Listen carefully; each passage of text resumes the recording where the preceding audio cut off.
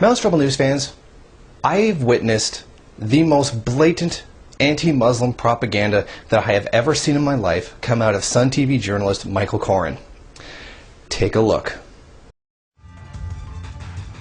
It's Monday, so that means Christianity with the great Chris Sims. She's an honor. We're going to talk about the fight in a few moments, but before we do, we should really speak about another form of violence, which is the great religion of peace, Islam, men in Islam treating women in Islam in a slightly aggressive manner. Tell us more, please, Chris. Well, it's interesting that it was raised in Toronto a couple of days ago, saying that there are these books that are advocating jihad, you know, things that we all know and that we've read about now for ages. By ages, she means since 9/11. But that they're actually there. And a few days back last week, I was curious and went to our local Islamic Education Center, and they've got a mosque upstairs for prayer for men and then a separate one for women. And then downstairs, very nice older gentleman running this little bookshop. And I got several of the books there, and I described the one about how to beat your wife to him. And he was surprised and said that he didn't stock that book, that it was by an Indian scholar, that it does happen, but that he called it more cultural than religion-specific. Yeah, of course. He said that some Sikhs do it, Hindus do it. He said if any woman ever came to him and said this was happening, he'd tell her to leave him immediately. Okay, so we've established that he doesn't sell the book you're talking about, and he does not condone violence against women. But I was interested because he recommended different books for me, saying this was more moderate. But it still says beat your wife. It says if she's acting in a lewd manner, I'm not quite sure what that means. If it's, you know, in her gestures or dress, I'm not certain. But it does say to beat her, lightly, but to beat her. And that is where the line is crossed for many people, in that they're advocating physical reprimand of an adult woman. Okay, so the book you wanted isn't there. So you found another one, but it doesn't say what you wanted it to say. Now this new book, does it command people to do it, or does it talk about the fact that this phenomenon exists? You don't specify. And if it does, I would like a quote from the book that you're holding right now. But you're not going to. And not only that, but she does not give even the name of the book. Lewd would be pretty much how you are dressed right now, how most people, how most women in Canada would dress. This man is lying to you. I'm so sick and tired of the lies. What exactly is he lying about? He says he doesn't sell the book, and he doesn't condone violence against women. So what is he supposedly lying about here? 91% of all honor killings are Islamic. If you look at Europe, for example, rape gangs are Islamic. In Britain, that has a large Hindu and Sikh population, it's not Hindu and Sikhs who are doing this. It's Muslim over and over again. 91% seems like a big number. But exactly how many honor killings have there been? I do not have any worldwide statistics, so since I assume that he's talking about Canada, that he's talking about 91% of honor killings in Canada have been conducted by Muslims.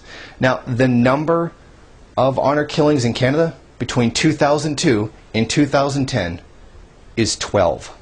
And that is not a significant number. So they tell stupid white people, it seems to me, one thing and practice another. I was doing my best to keep low on the stupidity scale. It's difficult, Michael, because you take people for what they say. You take people at their word. He was looking me in the eye. He was speaking directly to me. He went on tape about it. Now Michael Coren has accused Muslims of thinking white people are stupid.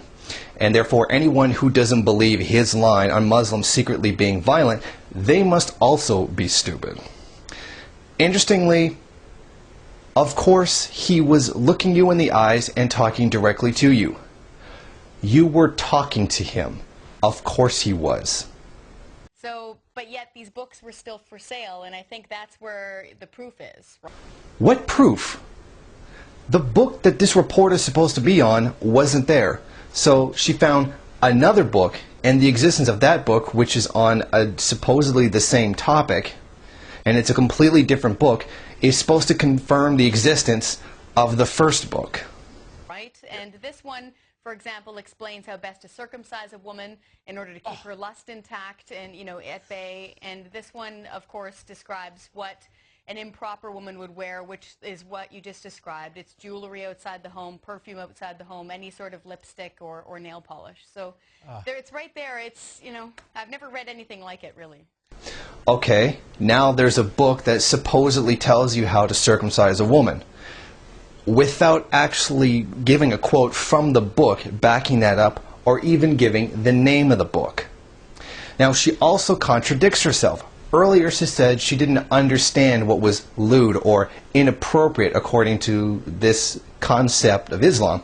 However, now she just described what it is according to a book that she got from the same, supposedly the same people.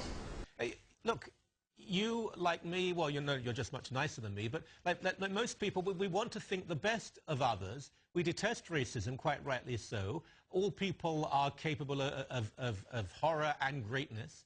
But different religions do say different things, and we live in this age of relativism.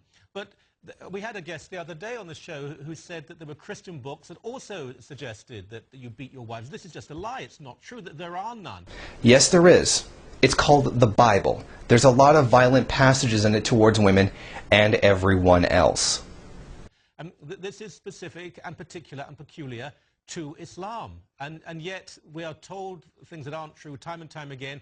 But we seem on Sun News to be the only network that will actually say, no, that isn't true.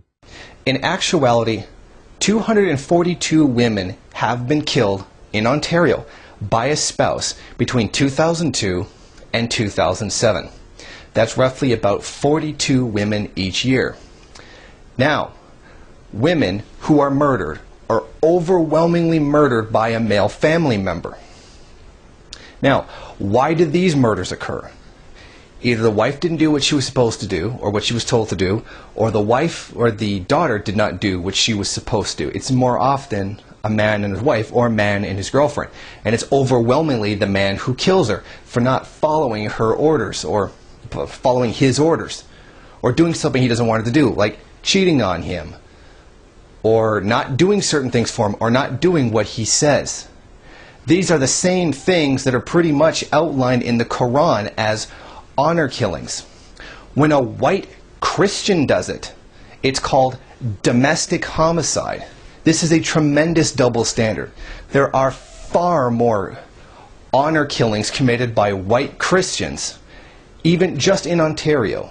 42 per year, as opposed to 12 over 8 years. This is a very typical double standard. There is much more violence on this end by white Christians, but it doesn't count when they do it. When they do it, it's domestic homicide and just put into a murder category. But when a Muslim does it, it's considered an honor killing and a reason to demonize them, even though white Christians are actually worse. The comparison I would make for you, Michael, is a lot of people might remember a woman by the name of Dr. Laura Schlessinger. And she put out a book, well, must have been 10 years ago, that said The Proper Care and Feeding of Husbands.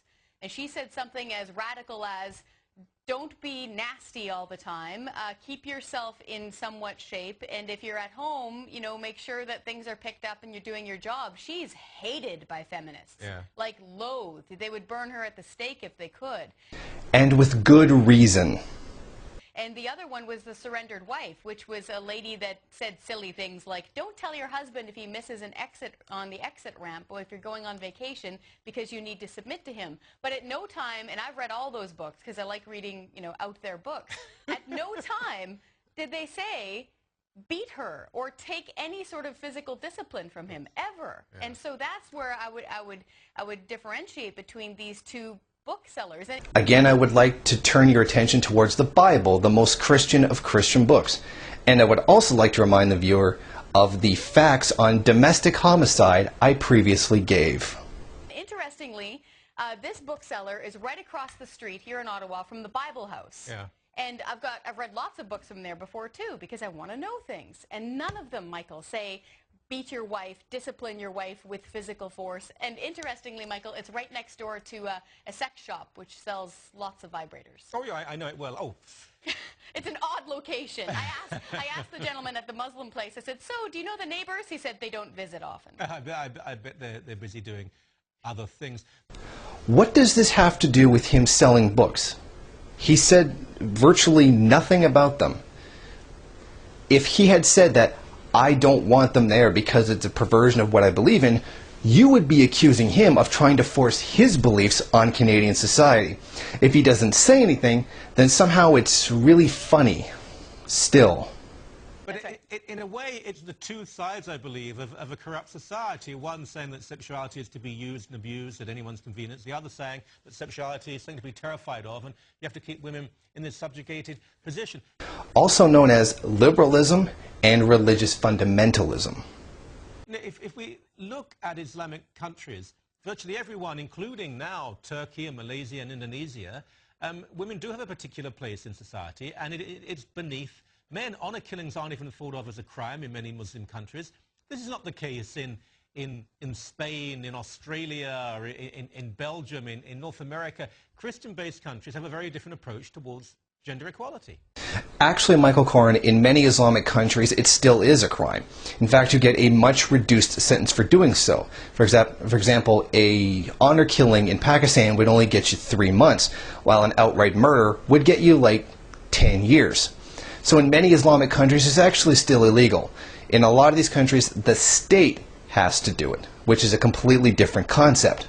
I'd also like to remind him that there are Christian countries who do execute women for similar things that Islamic fundamentalism does. For example, in Nigeria, this also happens. In Nigeria, it's also against the law to be homosexual, and you face the death penalty if someone can prove that you are. There are Christian fundamentalist nations out there that kill people. But instead, he makes a complete abstraction by comparing the first world to the third world without comparing Islamic third world countries to Christian third world countries, showing a tremendous amount of dishonesty. As best as I can understand it, in this book and all of them, they said that man is superior to woman for the reason that he is physically stronger, and therefore his responsibility is greater, therefore he comes first, is the way it was explained as best as I can understand. I'm definitely not an expert. Again, does the book say that, or does it explain that that's what it says in the Quran or other writings? We don't know, because you don't give us the title and you don't give us a quote from the actual book. And I am not surprised that you are not an expert on this situation. Frankly, you don't know anything. In fact, an expert should have been on the show, but an expert wouldn't have given you the answers that this show and this dishonest network actually wanted.